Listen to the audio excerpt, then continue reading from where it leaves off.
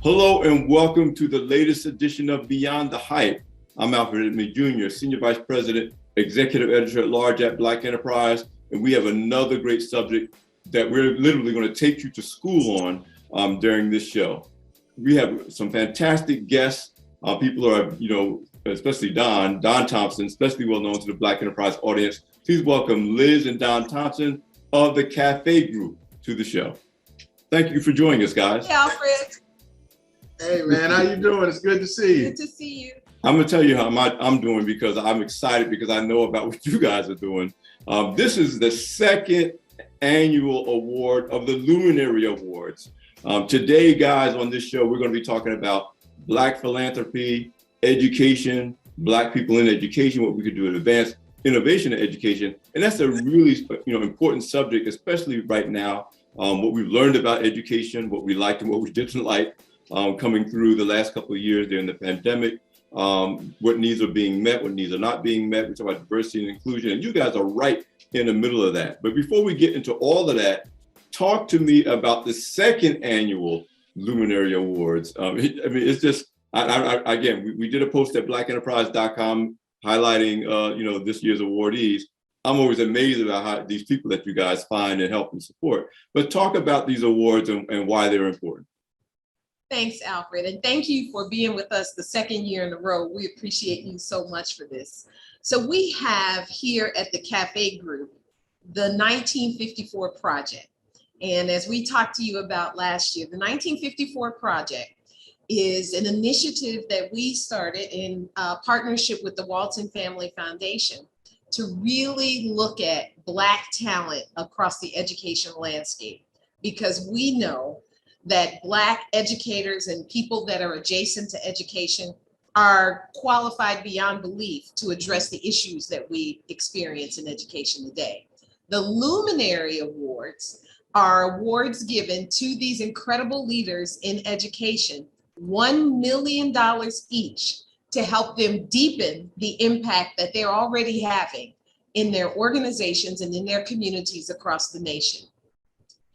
We want people to be able to watch the Luminary Awards. If you can join us at the 1954project.org, you'll be able to see these amazing leaders in education. And we really talk about them in three categories, Alfred. We talk about them in innovation in learning and teaching, in economic mobility, and in increasing the pipeline of Black teachers across the education landscape, as I said before.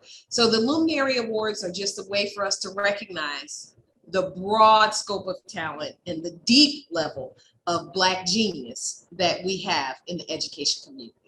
Black genius, Black excellence. This is all, you're singing Black Enterprise's song. We're all about it. But we also know that the foundation of that is education, particularly the earlier we get it, the better we get it, the more likely we can go on and really contribute to the world, live productive lives, make positive impact. So you're just the wife of our late founder, the late wife of our late founder, Barbara Kidd Graves, wife of our late founder, Earl Graves Sr., was an educator. And so we got that drilled into us all during our time at Black Enterprise. So this is critically important work. But before we dive into that, tell me more about tell our audience more about the Cleveland Avenue Foundation for Education Group, the larger organization that you guys created under which the 1954 Project was birthed. Sorry. The Cleveland Avenue Foundation for Education actually evolved, Alfred, out of our family foundation. And we have always been focused as Liz said, on education, particularly education for Black and brown students who came up the same way we did.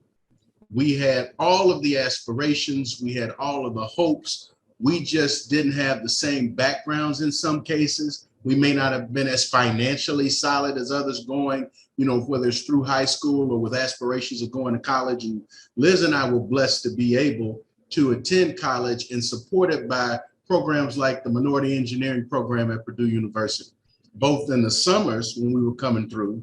And then when we got to college, that on-campus support of the Minority Engineering Program, the Introduction to Engineering programs for minorities. And so when we graduated, we made it a point to again support those programs. And so education for us is that key to economic empowerment. And without that, we don't have the key to unlock that very successful future. There's so many of our young people have the same aspirations as Alfred you have, Liz has, that I have. And so this is a way for us to be able to collectively focus on Black excellence, Black education, and what we consider to be, to whom much is given, much is required. We were blessed by others who allowed us to be able to go to school and provided funding for that. My case, my grandmother, Liz's case, her mother. And we are so committed to making sure that more of our young people have an opportunity to excel. That's right. And so we started, Alfred, the Cleveland Avenue Foundation for Education, as Don said, which has then grown into an organization called the CAFÉ Group, a 501c3 organization where the 1954 Project lives. I know we connected on this level when we talked last year, that I connect with you on this idea that I was identified as an academically gifted child very early in life, before I was 5, as a matter of fact. I didn't know it, but everybody else made a big deal of it, so I said, I guess, okay, I'm academically gifted. But I didn't come from the background where that was going to lead to anything. As you said, there were people, organizations, things that got me through along the way, where I had a great education and going on to a great career, including my time at Black Enterprise. But I know so many others who were equally had the same academic potential, but like you said, whether it's background, whether it's economic resources, whether the school systems are really equipped and prepared with the people and the resources to really cultivate their potential, we know where there's a lot of people that don't get or didn't get what we got. We're blessed, and it's not because we were so much better than they were. So I really identify with that. But I really wanted to jump off from that into the why you do what you do. And when we talked last year, I was really fascinated by that. First of all, you guys, you heard right. These are college sweethearts. I'll leave it right there. They're really beautiful. But I really want to get into the why, because a lot of people are like us. We going on, we got good education, we build good careers, we have some economic success, but not everyone adopts this idea that, you know what, I need to be a vessel to create more Dons and Liz's and Alfreds and others. Talk to me about your own motivations behind why you do this with your resources versus other things you could do with your time, your money, your energy, your tithes, your talent. Why is this so important to you? Yeah, Alfred, this is, first of all, this is my college sweetheart. We met way back when. And the name of our organization, the Cleveland Avenue Foundation for Education, is because we both grew up on Cleveland Avenue, 4 blocks apart, Alfred, on the same street. And so that's where the name comes from. But anyway, I still like this brother a little bit. We chose to do this because, first of all, we stand on the shoulders of giants. There's no question about it that we're only able to do what we do because so many people, as Don said earlier, poured into us. And so many people made sacrifices so that we could be here today. And so, again, to whom much is given, much is required. We feel like it is absolutely our obligation to do this. And I recognize that not everybody feels that way, but we do. And so this is our way of showing appreciation for all of those that poured into us and making sure that the future is bright as a result of these young people that are coming up. Why in the world would we have young people have to repeat the things that we did in order to get to the point where we are now? We want them to have a clearer path. We want them to be able to say, look, we made that mistake, so you don't have to. And so that's why we do what we do, because we want to make the pathway more clear and easier for young people to get farther. And so Don and I have chosen education as our way to do it. But we know that Black people are a very giving community. And so while not everyone chooses philanthropy as the way to do it, some of them give of their time, some of them give of their thought partnership. We've just decided that with the blessings that we have, it is incumbent upon us to focus on the next generation in order to be able to help pay it forward for them. You know, and in fairness to you, it's easy to focus on now this year, the $5 million+ that you're giving. It's easy to focus on the money, and the money is important. Let's not get it twisted. But you guys are putting so much more into this. You know, when I see what not only the 1954 Project is doing, but the Cleveland Avenue Foundation for Education group is doing, and the larger Family Foundation is doing. It's a lot more than just, let me just write a check and, you know, cut a ribbon. And, you know, talk to me about what you guys are putting into this to really try to uplift, cultivate, develop other people, young people, African Americans, and others. You know, Alfred, thank you very much for recognizing that point. And also, Liz said this earlier, but bro, thank you and Black Enterprise, Butch and the whole team for always being there with us throughout this journey. And I'm going to highlight that with us as another aspect of what you were just asking about, what we're trying to accomplish. It is a with us, because the money is one thing, but you need someone that cares about you, someone that can put that arm around you and say, hey, look, I know that didn't go so well, but guess what? Look around, look at us, look at Alfred, look, you're going to be all right. You're going to make it through this. And for us as a people who are very proud, we also don't always reach out for that additional nurturing help when in many ways, it almost comes as part of the package for many others. They kind of have that support network already laid and set.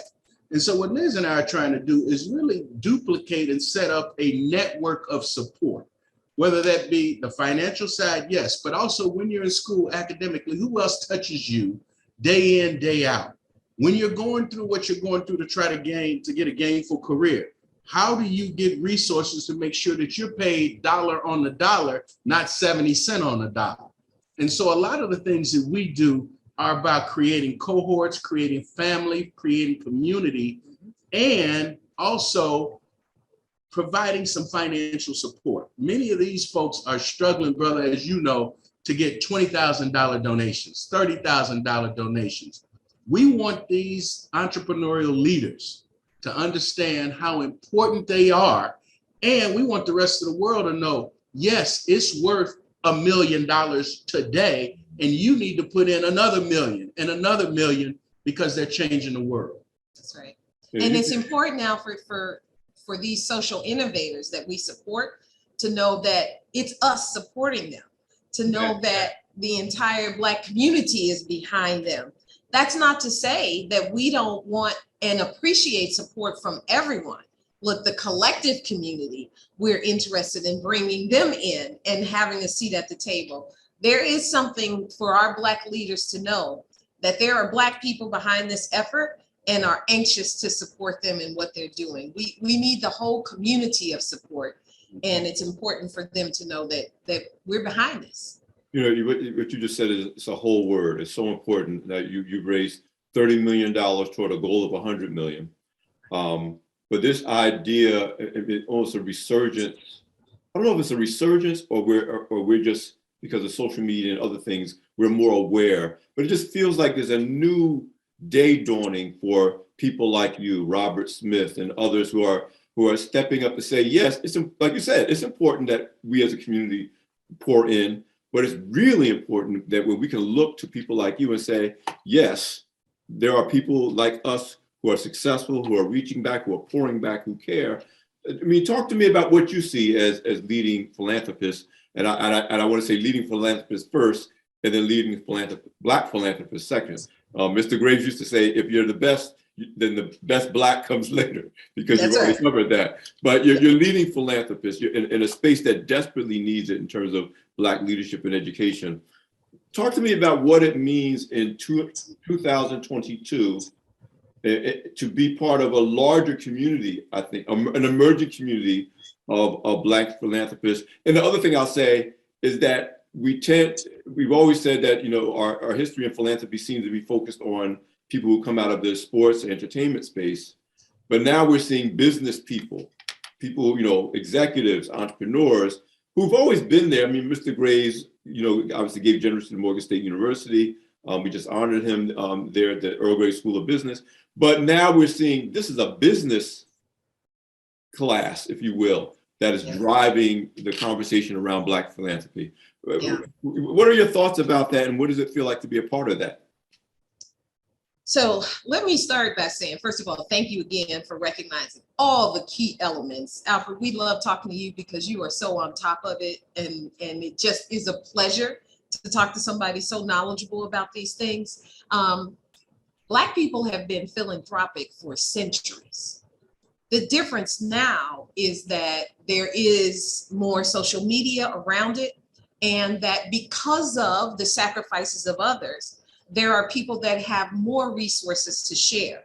But I want to be clear that we've been a philanthropic community forever, right? And when somebody was fortunate enough to be going off to college, you had a trunk party for them where people brought, clothes, or they brought blankets or sheets or whatever the case may be.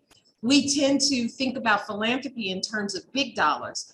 I am anxious for us to get back to the definition of philanthropy being giving of yourself in whatever way that is.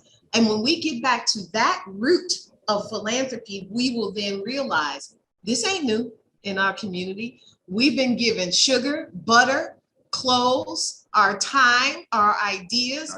You braid my hair, I'll press your hair, right? We've been doing this for centuries. And so it is a privilege to be able to be in this position right now where we have financial resources to share. That's the part that may have been missing in the past, is that there wasn't the financial resource to share. And we feel very privileged to be able to do that. But it's important for us to make sure that the table is set, that the philanthropic table is set for all people to see themselves in this way, because everyone has something to give, whether it is your thoughts, whether it's your time, just to tell a young person you matter and I believe in you. Whatever that is, we want to be able to call people to the table and say, be part of this philanthropic effort. But we just are able to do that now, much more so than in the past, with Black people being able to give of their financial resources. As you said, we're not new to this. We're true to this. I mean, so we're not just talking, analogies, we're talking. There's study after study after study after study that shows that Black people give a higher proportion, more charitable than per capita than practically any other group, and that's been consistent. Yes. And you're right. This idea that this is not new. This is part of who we are culturally, regardless. It's in our DNA. It's in our DNA. But it is true that the big difference is, 100 years ago, 50 years ago, you didn't have Black people who were former Fortune 500 CEOs, or Black people who had billion-dollar businesses or multi-million-dollar businesses. So you're right. We worked with what we had and we gave what we had, but we always gave more. And by the way, the studies show not just the Black people. That's right. We're generally giving. We are a generous people, period. Yes. We give of ourselves, whatever that is. Don's grandmother used to say, if somebody would come over on Sunday for dinner and we only had, one piece of chicken, that one piece of chicken got split. You know what I mean? We're just generous and giving people. And that's just who we are as a community. And we do give at higher percentages of our resources than other communities do. So it's a privilege for us to be able to do this. I think there's another aspect also on this one too, Alfred, and that is we haven't always leveraged the broader set of our relationships the way we should. Here's what I mean. Many people will leverage a certain relationship to get a promotion on the job. While they have those gainful careers, they leverage relationships to get entry into places and spaces. And, it's been more personal in terms of that.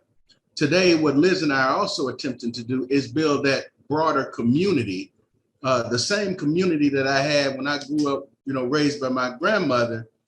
As we have grown, we've now grown that community. So we have people like the Walton Foundation, like Mark and Kimber Walter, like Irvin and Cookie Johnson, and other people, the Cedrics of the world, and so many other people that have helped us and supported us along the way. And so while we are very focused on Black philanthropy and asking all of us to even do more and more, we're also leveraging those relationships we've had of like-minded people to say, look, are you in the game with us on this?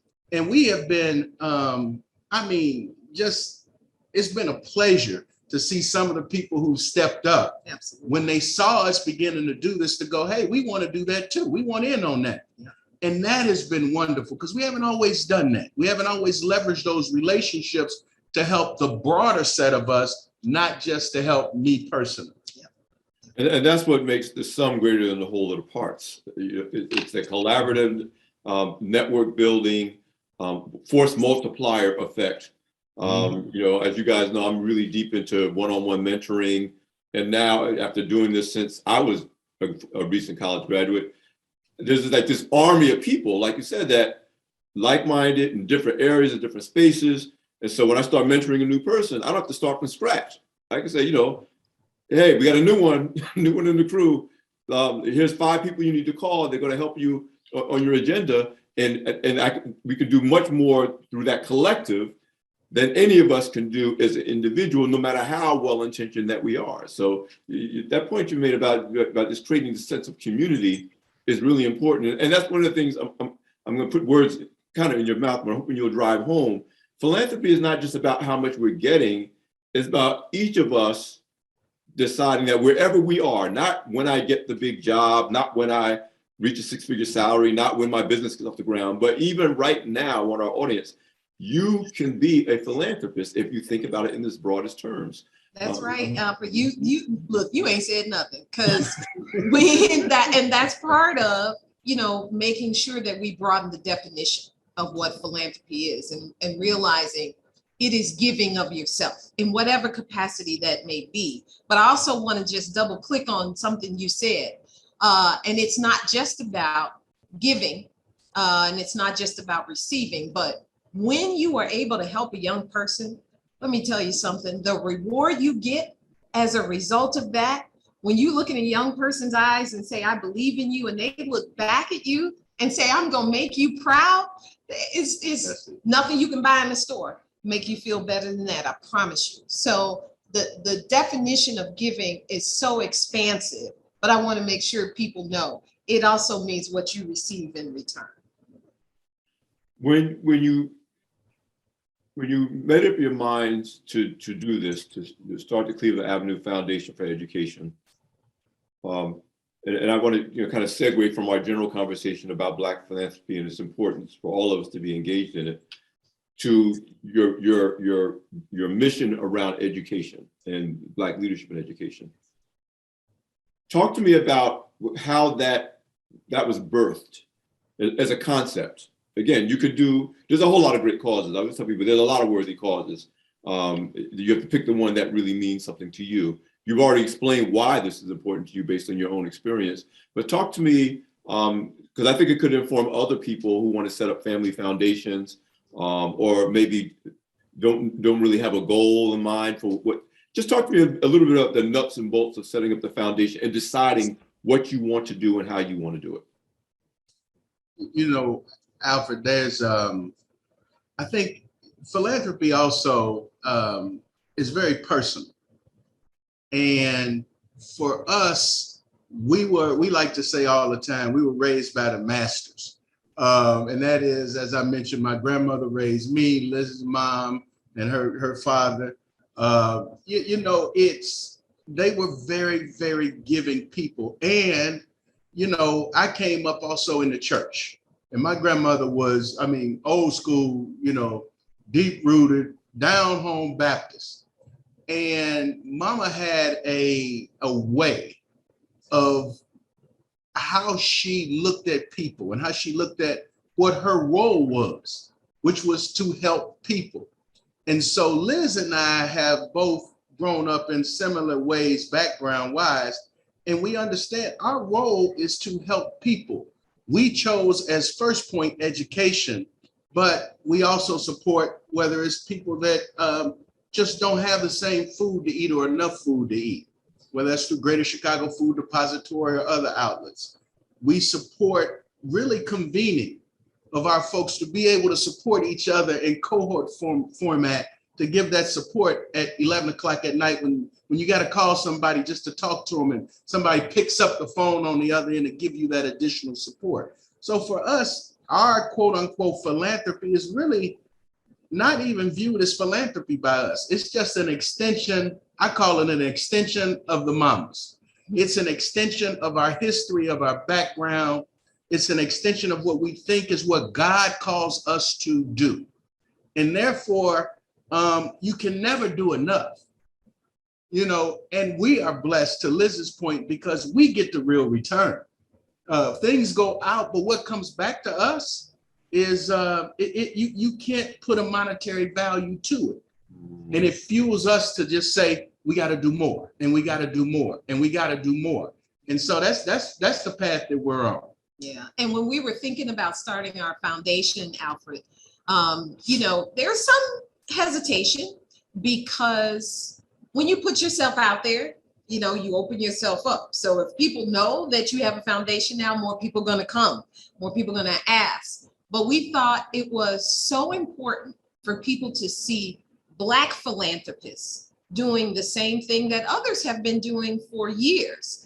And so that's why we said we've got to do this in a very structured way. We had been giving of whatever resources we had for years, but starting the foundation meant that people would see us doing this in a structured way. They would see us doing this in a very strategic way. And so we wanted to do the foundation so that other people would say, I can do that too. If they did it, I can do that. And then, as Don started by saying, it's a very personal thing. For us, it was education because we were raised by the masters and education was important in our homes. For other people, it may be because maybe their mom had breast cancer. And so maybe it'll be a breast cancer foundation. Whatever it is that you are passionate about and want to have deep impact about, that's the thing, whatever that thing is. Starting a foundation is no joke. And the IRS requirements that go along with it, Alfred, they're no joke. And so that deters a lot of people from wanting to do it.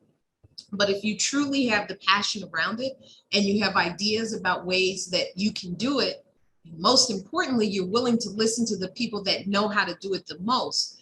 I would encourage folks that are listening, seek out the information you need to start a foundation, because others will see you and want to do it too. I do want to underscore that point before we move on, because, I have this thing, I coach and mentor a lot of entrepreneurs and others. And I tell my mentees who are building nonprofits, having a nonprofit is not a license to be unprofitable, meaning you have to be. Come on. Yeah, we know good, well-meaning people who start charitable organizations that are not structured, that are not targeted, that are not mission oriented. That's you got to put in the same due diligence that you would if you were starting a for-profit business. Because if the charity itself is unprofitable, it becomes a charity case, and it can't do its work because it's caught up in just trying to raise money, or just not being effective in what they do. So again, we could do a whole nother session. We probably will do at one of our conferences. Let's do one. I was going about to say what it means to build a nonprofit entity that is profitable. The only difference is that the profits is going to the mission or the cause, as opposed to going to your own personal enrichment. But beyond that, you got to have the same due diligence. And you're right, the IRS don't play. they ain't playing. Alfred, part of what you just said is the reason that the 1954 project is structured the way it is. The Development Learning Institute that we have is structured the way it is, which is we could give or invest our dollars directly into, say, this group or that group. What we've elected to do is invested in entrepreneurs, social impact entrepreneurs that lead organizations that are changing lives. And the way we do it is not just with the financial piece, to your point, but we do that other side. So do you need legal support in terms of contracts and structures? And you got facilities and you may need help in securing the contract. Do you need marketing support?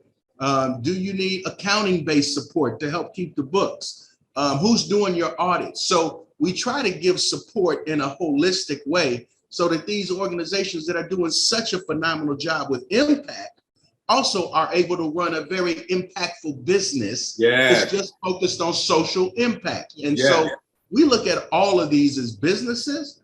It's just that we look at them as businesses as having a different measure of return. And so we try to give that wraparound holistic support. That is so, so critically important. It really, really is. And that's the perfect segue, because I really want to talk about, again, I've never forgotten Liz, and I, I don't want to try to go by my memory. I wanted you to say it the way you said it to me. The presence or lack thereof of Black teachers, Black educational leaders, why that is. This is a lot more than people don't want to be teachers today. It's a lot deeper than I'd rather be an engineer or a doctor than be a teacher. When it comes to the Black presence of teachers and Black teachers in leadership in education. Just spend some time taking me back to school and taking our audience to school about what you guys are really looking to change and what the historic pattern has been that has brought us to this point. Yep. Again, Alfred, thank you for that insightful question. So here's the deal. In 1954, the Brown versus Board of Education decision that would end state-sanctioned segregation in our schools, that was supposed to do that with all due haste.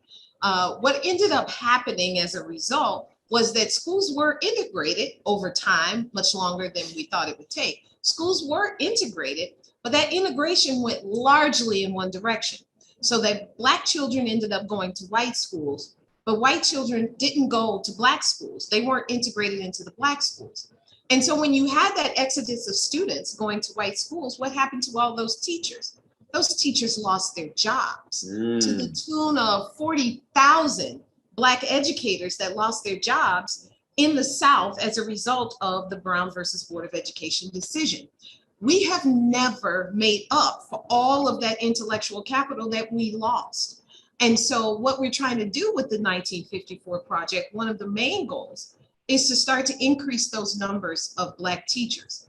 And I will say, Alfred, that it was very interesting to have so many Black teachers that were available, but that just were not utilized.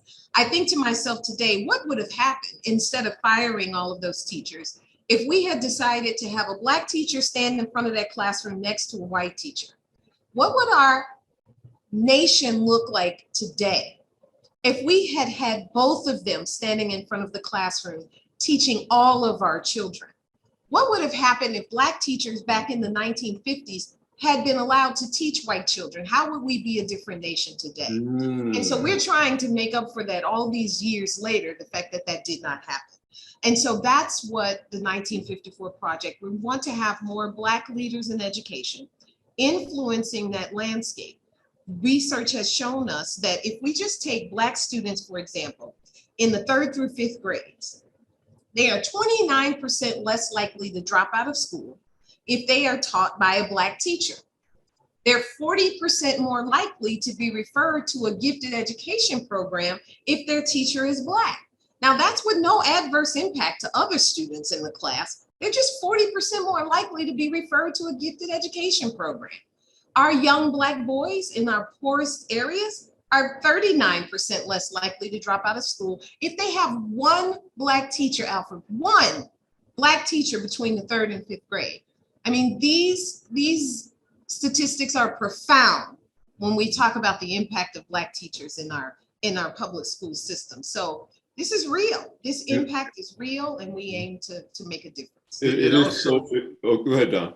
It translates, I think, from what Liz just mentioned and the dimensions of it into local economies. So if you think back when we were very vibrant, when you had those Black teachers and those Black schools in the community, we were circulating dollars more, and there was a stronger economy in those local communities. When you pull out that educational aspect, you pull out a big part of the circulation of dollars within the community. So what begins to happen?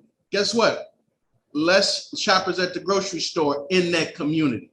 Less money moving around for home care, and who's taking care of lawns and who's taking care of the houses, and you have less people owning homes in that community. So that was a suction sound when those teachers left, that also was the dollars leaving our Black communities. And so if you look today, it is, yes, education, it's also the economic impact that was associated with the loss of those teachers that had a spiraling effect on many of our Black communities. And so if you think about the Greenwoods of the world and why they were so amazing, the educational levels in those communities was outstanding. Yeah. And what they were doing across the financial sectors and other retail-based sectors was continuing to have an upward spiral of development, which people could not take. And so as a result, they took those out, but they took them out even before, as you took out when you took out our teachers, you worsened it even more. And so we're trying to help economic impact also through this educational pathway. It's so important for people to understand, and my audience to understand, and I got a lot of millennials and Gen Xers in my audience, that prior to, say, the early 1970s, the Black professional class was teachers and church leaders, because you weren't allowed to advance in corporate America. You couldn't really go to business school. I mean, Mr. Graves majored in business at Morgan State University. They were like, why are you doing that? There's not going to be a job for you. Nobody cares about, you're not going, there's no path for you. So you're right. When you talk about 40,000 teachers disappearing from communities, that was, you just basically wiped out the professional class in those communities. And let me tell you why that's important to me. Everybody remembers, even today, it's a very common thing on social media. People will post, how old were you when you had your first Black teacher? And some people got to college. You see these answers. They got to college before they had their first Black teacher, whether they were Black or white. And Liz, your point about this isn't just important for the Black students, this is important for all Americans. All students. All students, Alfred. And so, and those of us who had a Black teacher at some point, mine was my beloved Miss Ware, who passed away in 2020 during the pandemic. Love her. She was my third grade teacher. She was the one that noticed that I was nearsighted and walked me home to my mother and said, you need to get this boy some glasses. It wasn't like send a note home. It was like, no, meet me after school. I'm going to walk you home to your house. And so I'm thinking about people like my brother. He's my brother-in-law, but I don't care. He's my brother. His name is Peter Dent. He teaches in the school in Baltimore. This dude's a hero. I mean, generation after generation. But there's not a lot of Black male. There's not a lot of Peter Dents. So I see the impact up close, and the vacuum that's created, where people don't even really know what they're missing until you see the impact that you talked about. And Alfred, you said something about the education level of teachers. So back in the 30s, 40s, 50s, and even after that, the education levels of our Black teachers were extraordinary. Off the charts. Because that's all that they could do. They could go and get masters in whatever it was, but when they came out, the only thing they could do was teach. And so we had so many teachers that were so well educated in our schools. A lot of people think about the Brown versus the Board of Education decision, right, was to integrate schools. But here's the thing, other than being under-resourced from a financial perspective, our schools were thriving. Yeah. Right? Think about who was the president of the class when you're in an all-Black school, was a Black person. When you think about who was the prom queen, who's the prom king, they were Black people. And so they had role models that they could look at. Their teachers were Black. They had role models that they could see, that they could touch, that they could feel. And these people were highly educated people. And so I do want to say, Alfred, as I always do, we're not saying that we only need Black teachers. Look, my teachers in elementary school were all white. I was one of those that didn't have a Black teacher until I got to high school. And they were the most incredible teachers that I can imagine existing. And what I say is, though, we need all kinds of teachers. And when we decimated the population of Black teachers, we did a disservice to our nation. And so that's why we're focused on Black teachers, not because only Black teachers can be excellent. We just don't have enough Black teachers, period. Yeah, I will echo that. I mean, I only had one Black teacher through all of my elementary school years, but all of my teachers in my elementary school were great. I mean, they probably spoiled me. So I'll say that. I want to give love to all teachers everywhere. All teachers everywhere. A special breed of people. And we could do a whole nother show about. Let's do that one too. You know, the way, you know, whether we even value teachers enough in general. I mean, that's a whole series of shows. But your point is really well taken. You know, in the time that we have left, and I know we can't talk about every one of your Luminary honorees, but I want you to talk about at least a couple of the ones that you're recognized that are getting these $1 million contributions to their efforts. And let me just put a point here. There's something to be said about getting enough money that you can focus more on the mission you're serving than you are on scrambling for money. There's something to be said about that. Yeah, $20,000, $5,000, any contribution is important, but there is something about saying, I have enough money to work with that I can be really laser focused on what the mission of this organization is. And so I just give you all kinds of kudos for just doing that for these Luminary Award honorees or recipients. But that said, talk about a couple of them. You talked about your different categories: diversity in education, innovation in teaching and learning, economic mobility. Talk about a couple of these organizations and why you were excited by the work that they're doing. Let me just tell you. And I already know, this is like talking about your kids. Luminary. I already know.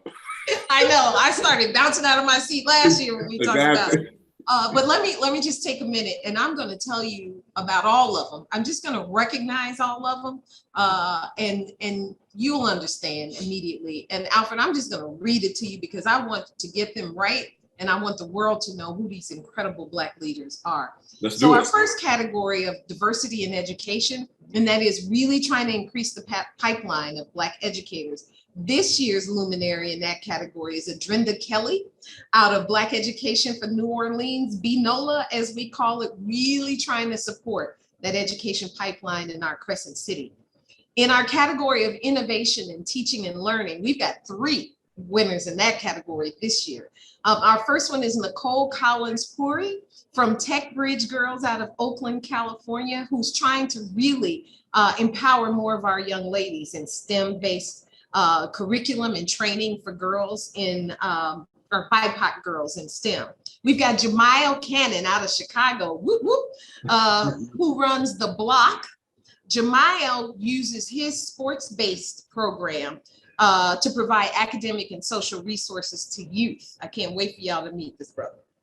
Will Jackson, who runs the Village of Wisdom out of Durham, North Carolina, where he leverages Black parent power to help their learners, their children, with culturally affirming educational environments. And then finally, in our category called economic mobility, we recognize this year Geraldine Rodriguez, who runs the Knowledge House Fellowship out of the Bronx in New York, where she teaches digital skills to populate the education to employment pipeline.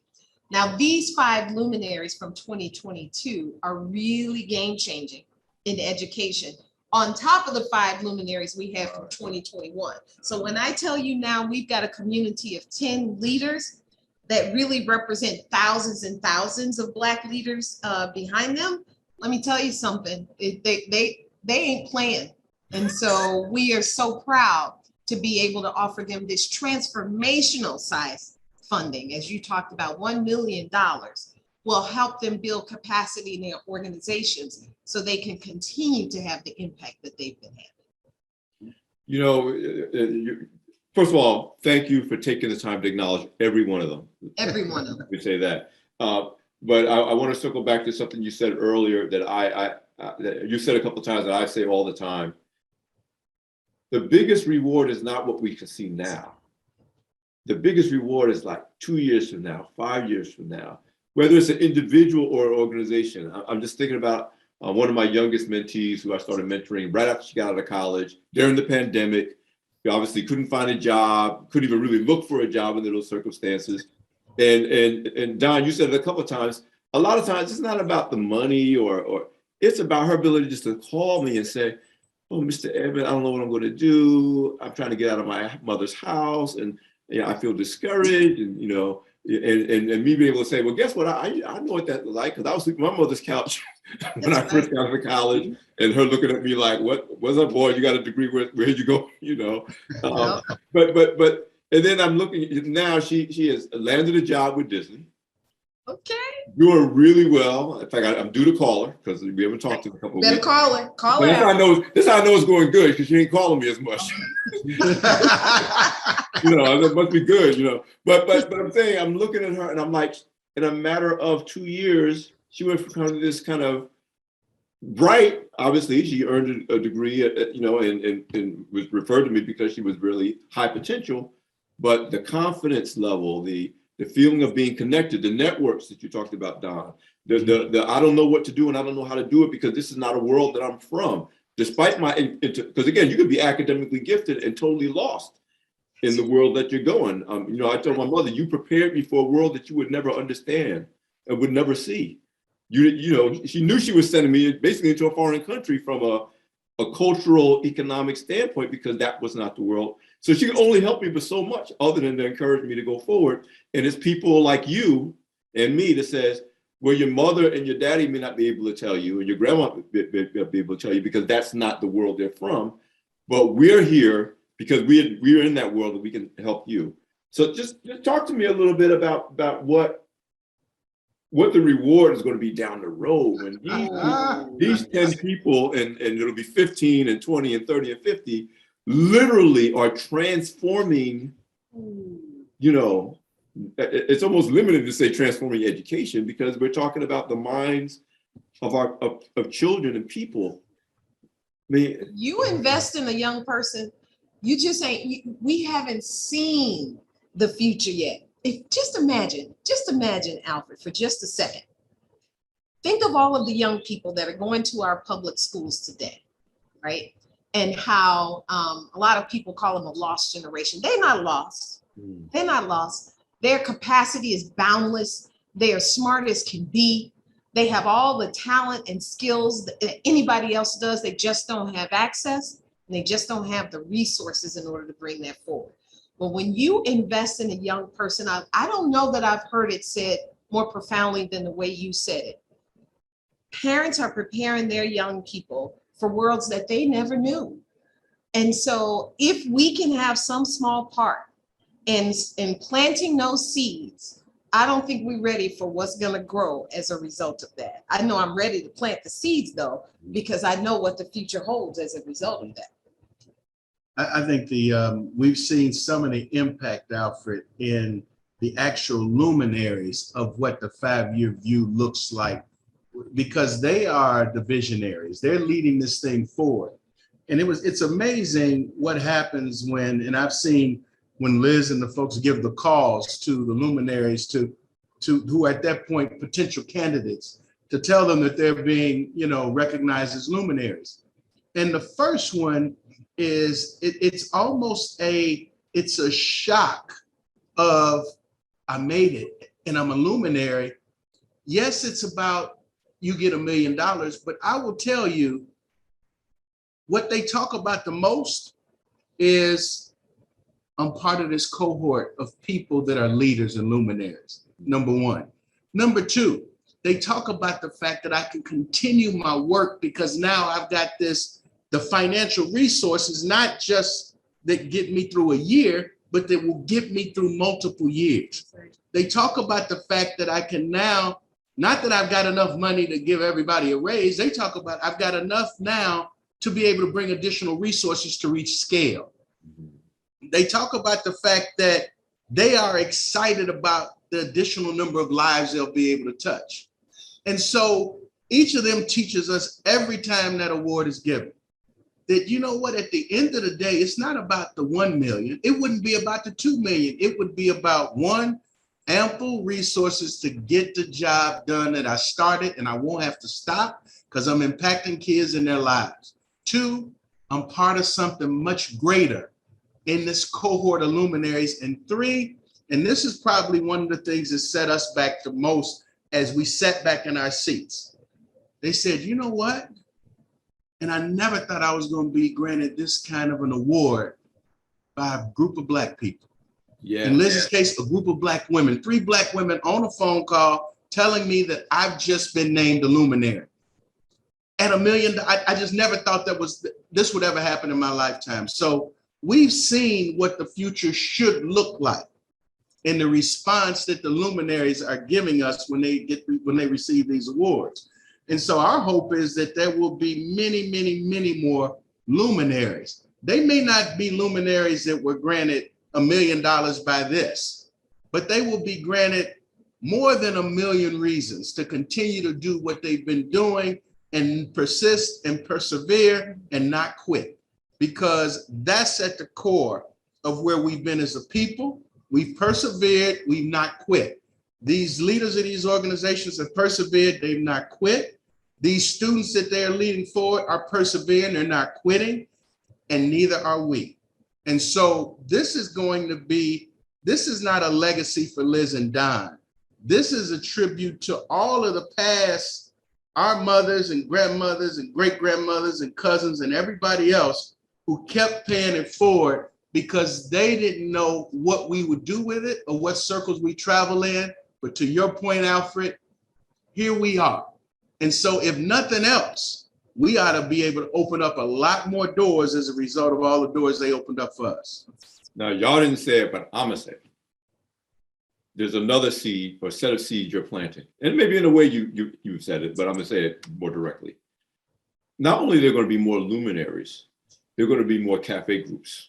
There are gonna be more 1954 projects. Yeah, they have other names and other missions, but this idea of visible models of Black philanthropy, many of these luminaries are gonna remember this $1 million gift, just like you remember the people that helped you when you were on the come up, and say, now I can start my project and I can give $5 million. And maybe the next generation says I can start my project and I'm going to give $10 million per. So, I am fully in expectation. I'm not saying I'm dreaming of it. I'm expecting it. A world where there are multiple foundations of Black people, family foundations, other foundations that says, yep. And many of them going to be like, yep, I saw Beyond the Hype. I saw Alfred interview this couple back in the day. To us it's today. They'll be like, yeah, remember back in the day when they used to have when they used to have computers and Zoom and I used to remember YouTube. Remember that? And they're going to say, but yeah, I watched that, and that planted a seed in me that said one day I'm going to be able to. And that's driving 2 things. It's driving the spirit of giving that we already know is in our DNA, but it's also driving the spirit of achievement. That's because right. That means, how did they get to the point where they could do that? Oh, I better get on my grind. I better get on my game. I better build my networks because someday I want to be, I tell people making $1 million is a wonderful thing, but ain't nothing like giving away. Like you got to give away. And Alfred, let me say this, Don and I have poured our own resources into this, but the only reason we can give at this level is because we've had so many partners join with us and have given to the 1954 project, right? I mean, one day I want to be able to give billions of dollars away. One day I want to be able to do that. But right now, we can only do this because of the generosity of other people that are joining us in this mission. And so, some people want to be able to say, I don't have the time to pour in, but I'll write a check because I know you will. And so we're saying to people, let us be your trusted partner. Let us be the person that helps you to give of your treasure. So please help us do this because we cannot do it alone. And it's only because of other people's generosity that we're able to give at this level. Well, this is a perfect segue to as we come to the close of our conversation.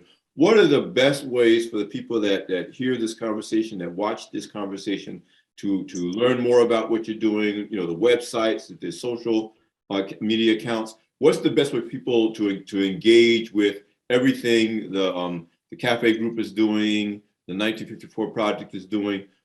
Let's make sure that people understand that this is the beginning of something, not the end of something. That's right. This is the beginning. They can come to us at the cafegroup.org. They can come to us at the 1954project.org if they're interested in learning more about our luminaries. However you come to us, what you will see though is something you just said, Alfred. I love it when you said, I'm not hoping for, I'm expecting you to do something. And you know what people say about expectations, you tend to rise to them. So we hope and expect that people will join us on this journey, because we have millions of young people depending on us. This is not a nice thing to do. This is something we have to do. We have to pour into our young people. We have to pour into our education professionals in order to secure the future for all of us. It's just not a given that we're gonna be okay. We gotta make sure we're gonna be okay. And we've just decided to take this pathway in order to be able to do it. Guys, we learned last year that when we get together, we just want to talk and laugh and have a good time. You know, this is when I do Beyond the Hype, I'm always like, I can't believe this is my job. I get to talk to people I like who are doing amazing things. And we have so much fun with you. Oh yeah, no doubt. And so let me just say as we wrap up, thank you, Liz and Don Thompson. Thank you for taking the time out, especially on such short notice, to be my guest on Beyond the Hype. Brother, it's our pleasure as always to see you, to be blessed with your presence, and to also thank you for carrying on what Earl Grey started, brother. He is smiling, he is proud, and the rest of us are going to try to live up to that which he and so many others started and did, which is give so selflessly of themselves. Because Earl was recognizing some of us that were CEOs and others when nobody else was. Nobody else was the way that Earl was and Black Enterprise was. And so to you and to Butch and to the Graves family and to all of the BE family, we will forever be in your corner and side by side with you. You've been with us, and let's be with these kids and help them reach some new heights. No doubt. Thank you guys so much. Be good, bro. Yes. You just listened to another amazing edition of Beyond the Hype. I'm Alfred Edmond Jr., Senior Vice President, Executive Editor at Large at Black Enterprise. We'll see you next time. Take care.